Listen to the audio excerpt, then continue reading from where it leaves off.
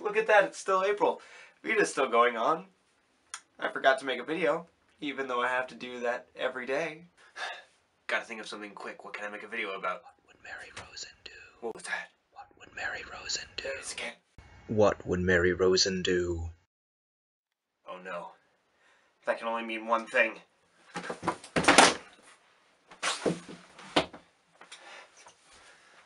It's time for another AP Psychology production.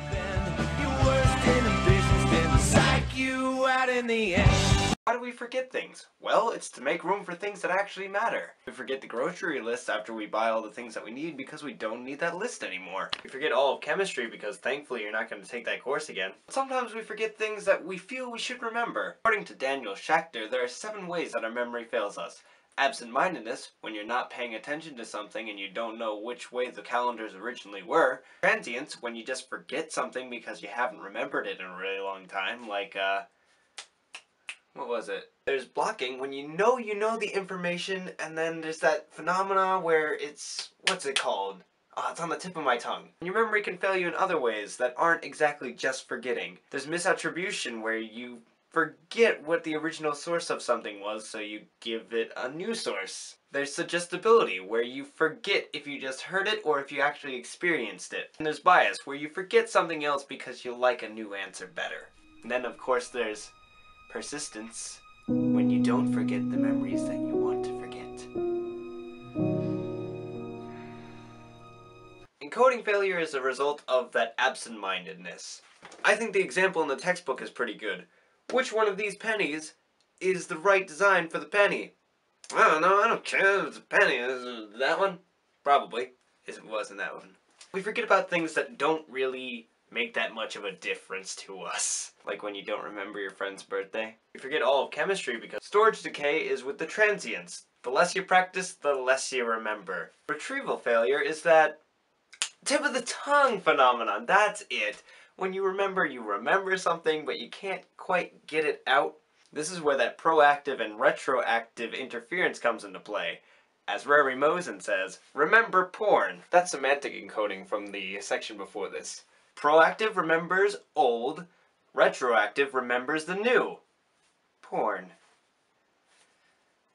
The rest of it is that we will construct our memories based on our bias. If we think something was bad, it'll look a lot worse in our memories. Now, you may be asking, how can I forget less and remember more? Well, let me tell you my personal tips. Study repeatedly. That's a spacing effect. Since I'm making this video now and you're watching this video now, you're gonna remember forgetting a bit better because it's been a while since you last learned it, but now that you're hearing it again, it'll come back to you now that you've reviewed a little before the AP exam, which is in like 25 days. When I make these videos, I'm actually reviewing all the information in my mind so that I'm more prepared for the test. Make material meaningful. By making a video out of these subjects, they mean something to me. I'll do whatever it takes to make this meaningful for you. Study AP Psychology. Don't do drugs. Abstinence, abstinence, abstinence. What would Mary Rosen do? Now whenever you think of balls on people's heads, now hopefully you'll remember that forever. Use mnemonic devices. Like you're always going to remember porn because it's a mnemonic device and...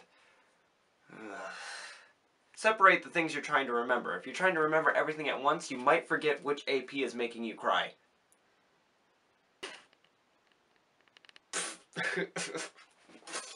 And practice and rehearse a lot, because the more you do something, the more you're going to be able to do it.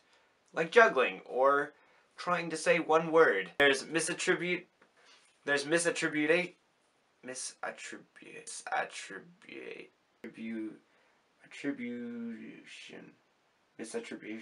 Miss Rosen wants me to do a full set of these. What do you think? I could do it with the 3 weeks I have left. And then I'll happily forget.